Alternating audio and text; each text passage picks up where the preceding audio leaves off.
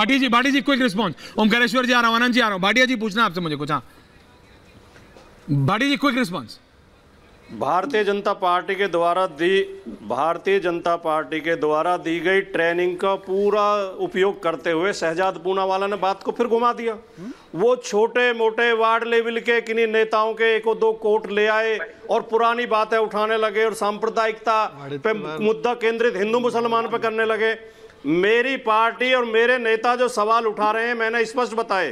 किसानों को एमएसपी मिलेगी या नहीं मिलेगी, फौज में स्थायी भर्ती होगी कि नहीं होगी, ओबीसी के साथ हो रहा अन्याय बंद होगा कि नहीं होगा, सामाजिक न्याय जो आपने ठप कर दिया है वो आगे बढ़ेगा कि नहीं बढ़ेगा, बेरोजगारी कम होगी कि नहीं होगी, महंगाई कम होगी कि नहीं होगी। एक और सवाल, ओके भाटी जी, जवाब कौन देगा? काउंटर एक और सवाल जो अभी तक आपके नेता और आपके नेता के प्रिय मित्र राहुल गांधी जी उठा रहे थे वो थे अडानी अंबानी। अडानी को क्या दिया, अंबानी को क्या दिया, तो आनंद जी आज प्रधानमंत्री ने उठा लिया कि किससे कितना पैसा लिया है। बेटा सब मालूम है, सब मालूम है। Anand ji what is all that about? Anand ji ये प्रधानमंत्री के सामने जब लूज बॉल फेंकेंगे तो फुल टॉस बनाकर वो बाउंड्री के पार कर देंगे, वो राजनीति है और उनको राजनीति की नब्ज नहीं। पर ये विपक्ष तो कहते हैं, कि ये जिन दोनों का नाम लिया they are the closest to the dispensation, और प्रधानमंत्री कह रहे हैं जो कि मतलब बोरे झोले भर भर के लिए। सर नोट निकल कहां से रहे हैं?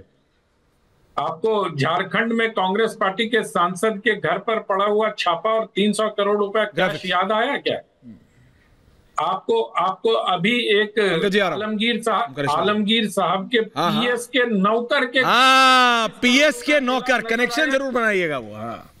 भाई पीएस का नौकर है तो पीएस के नौकर के पास इतना है भाटिया जी, तो पीएस के पास कितना होगा और मंत्री के पास कितना होगा? आनंद जी मैं तो मतलब मैंने अपने जो हमारे रिपोर्टर हैं उनको बोला भैया जरा चेक करो, पीएस के नौकरी और ट्रक में ही भर के जा सकता। इतना तो सर, इतना तो मतलब सूट नरसिम्हा राव के जमाने में हमने सूटकेस देखे थे और सूटकेस के फोटोग्राफ्स आए थे, लेकिन वो तो सूटकेस में तो अटेंगे नहीं इतने बड़े बड़े, इतनी बड़ी। पंकज शर्मा कुछ कह रहे हैं, पंकज जी और फिर ओमकारेश्वर तो आपको टेम्पो ही ले पॉइंट टेकन, टेम्पो।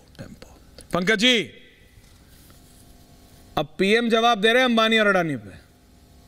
मैं तो कह चुका, क्या जी? मैं तो कह चुका ना कि सैम पित्रोदा से इस्तीफा ले लिया। भारतीय जनता पार्टी में इससे भी ज्यादा गंभीर किस्म के बयान देने वाले लोगों के खिलाफ भारतीय जनता पार्टी ने क्या किया? मूल मुद्दा यह है, आपके लिए बेरोजगारी तो मुद्दा है नहीं, महंगाई मुद्दा है नहीं, बाकी चीजें मुद्दा है नहीं, ये मुद्दा तो कम से कम उठाइए कि भारतीय जनता पार्टी अपने ऐसे तमाम लोगों को पूरी तरह संरक्षण क्यों देती है, वो क्यों नहीं उनके खिलाफ कार्रवाई करती? पूरी सूची आपके पास भी है, कब किस नेता ने भारतीय जनता पार्टी के किस तरह की बेहूदी बातें कही हैं, सार्वजनिक मंचों से कही हैं, उनके खिलाफ भी तो कार्रवाई होनी चाहिए।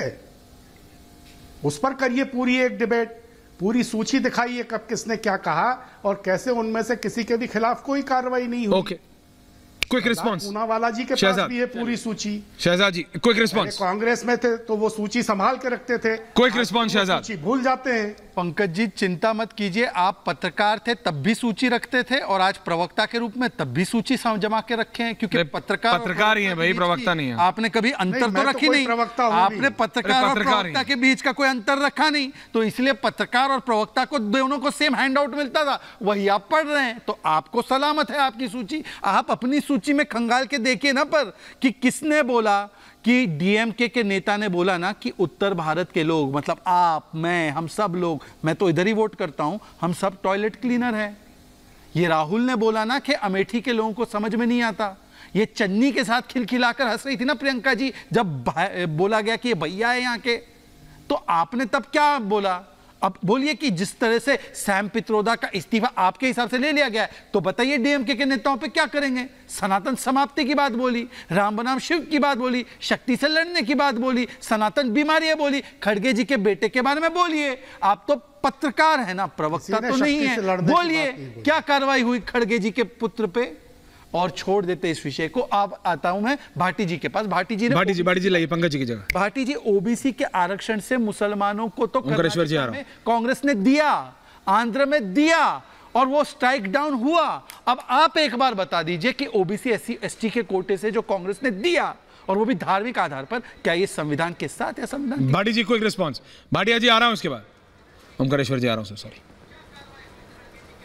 नहीं, इन्हें भारतीय जनता पार्टी के लोगों को आप विषय कोई भी उठाइए, इन्हें हिंदू मुसलमान करना, ये मुसलमान के प्रति नफरत में इतना बदहवास हो चुके हैं कि इन्हें और कुछ दिखाई देता ही नहीं। इन्हें हर विषय में मुसलमान लेकर आना। जब देश का प्रधानमंत्री ये कहता है कि आपका मकान छीन के मुसलमानों को दे देंगे, बहन बेटियों का मंगलसूत्र छीन के मुसलमानों को दे देंगे, तो इनसे और क्या उम्मीद की जा सकती है? भारत के संविधान के अनुरूप सामाजिक और शैक्षिक रूप से पिछड़े हुए वर्गों को, चाहे वो किसी भी धर्म जाति के हों, उन्हें आरक्षण की व्यवस्था होनी चाहिए। ये भारत का संविधान कहता है, मंडल आयोग की रिपोर्ट कहती है, और मिल रहा है देश में मुसलमानों को पहले से आरक्षण है। मंडल आयोग में मुसलमान शामिल हैं। देखिए, मुसलमान की बहुत सी जातियों को मंडल आयोग में मिलता है। भाटी जी देखिए, आप मुझसे, और अगर कहीं कोई गलत है तो 10 साल से आपकी सरकार है केंद्र में। मैं आपको बताता हूं, आप क्यों नहीं सुधार करते? सुधार किया, लेकिन आपको नफरत फैलानी है। भाटी जी सुन लीजिए, आपको देश के नागरिकों को गुमराह करना है। आपने मुझ पे आरोप लगाया, इसलिए सुन लीजिए 10 सेकंड। कर्नाटका में हमने सुधार किया, मुंबई सरकार ने उसको हटा के लात आपके ऊपर नहीं, बीजेपी का हर आदमी यही काम करता है। सुनिए तो, अब सुन, आप अकेले थोड़ी हो। अच्छा भाटी जी सुन तो लीजिए, आप मेरे बड़े भाई हैं, कितना मेरा स्नेह है आप पे, आपको पता है। यार नफरत आपका प्रमुख एजेंडा। मैं आपके प्रति स्नेह रखता हूं, आप राम मंदिर को बोलते बेकार है, फिर भी मैं नफरत फैला रहा हूं, और आप जो है अमन के दूत हैं, शांति दूत आप है। बताइए, अब सुन लीजिए ना भाई साहब, मैं ये फिर ले आए हिंदू मुसलमान पे, फिर मंदिर मस्जिद। बेकार किसने बोला? मस्जिद, अरे बताइए, वामपंथी प्रोफेसर वास्तु का एक्सपर्ट बन के बेकार बोल रहा है। कोई वाक्य पूरा नहीं होता। अच्छा सुनिए आपको देश, अरे भाई भाटी जी इंटरप्ट ना करें, भाटी जी एक एक करके प्लीज, बाकी लोग बोले नहीं, इंटरप्ट ना करें। चलिए मल्टी ना, मैं आपके सारे विष भरे तीर स्वीकारते हुए मैं आपसे एक सवाल पूछता हूं। भाटी जी, हम यूसीसी की वकालत करते हैं, कोई हिंदू मुस्लिम नहीं, आप किसकी वकालत करते हैं यूसीसी के साथ खिलाफ? दूसरी बात भाटी जी सुन लीजिए बिना हस्तक्षेप के, सरकार भाई साहब, अगर आप यूसीसी की वकालत करते हैं जवाब दीजिए। अरे भाटी जी बीच में इंटरप्ट मत कीजिए, मैंने आपको इंटरप्ट नहीं किया। पर मैं कैसे करूं बात अपनी? 30 सेकंड आपके बयान पर जवाब मांग भाई, आप पर अरे आप जवाब मांग लीजिएगा, एक दिन करा दूंगा मैं। अब अपने आपका और एक रत्नाकर जी का कराना, इलेक्शन खत्म होने दीजिए। जनसभा रिलैक्स हो यार, डिबेट है। दूसरी बात, ये जनसभा थोड़ी है। हाँ तो भाई साहब, पर फिर मैं भी आपके, आप यूसीसी चाहते हैं और 10 साल से आपकी सरकार है। ओके रिलैक्स, अच्छा ठीक है, आप लोग कर लीजिएगा, मैं वापस आता हूँ। तो फिर जल्दी खत्म कीजिए। वो बीच में बोल रहे हो। अच्छा अभी एक सेकंड, ओके क्विक सुनिए, मैं अपनी बात को समाप्त। आपकी दोस्त रेणु जी हंस रहे हैं। मैं तो केवल इतना कह रहा हूँ, आपने कहा राम मंदिर बेहतर, सुनिए राम मंदिर का कॉल उठा लिया, किसी ने कहा, ठीक है। मैं कहता हूं एक बार भाटी जी हिम्मत है तो वेटिकन के विषय में या किसी और धर्मस्थल के विषय में बोल दीजिए। कभी नहीं बोलेंगे, वो बोलेंगे नहीं, मैं बता, हिंदू मुस्लिम अरे नहीं बोलेंगे भाई, नहीं बोलेंगे। ओमकारेश्वर जी ओके, वास्तु के बारे में बोलिए, नहीं बोलेंगे, जनता देख रही। ओमकारेश्वर